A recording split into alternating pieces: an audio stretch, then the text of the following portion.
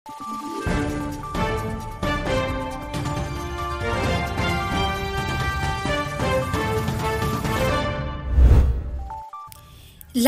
ang kasiyahan ng mga mag-aaral ng Maasin Learning Center sa Zamboanga City nang matanggap ang munting handog mula sa OVP Western Mindanao Satellite Office. Sa ilalim ng pagbabago, A Million Learners Campaign, nakatanggap di lamang ng school bag, ngunit maging ng school supplies, dental kits at raincoat ang nasa 200 learners.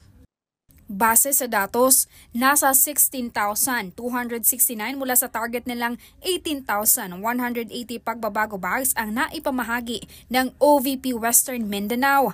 Sa 142 paaralan sa Zamboanga Peninsula at Isabela City sa Basilan o katumbas ng 89.49% accomplishment rate. Para sa karamihan, malaking tulong ang pagbabago campaign di lamang sa mga kabataan, ngunit maging sa mga magulang. Ang pera kasi na pambilisanan ng school bag at kagamitan ay kanilang magagamit sa iba pang pangunahing pangangailangan tulad ng pagkain. Mula dito sa Zamboanga City, ako si Maribeth Adlawan, lahat para sa Diyos, Bayan at Pamilyang Pilipino. Valiente News.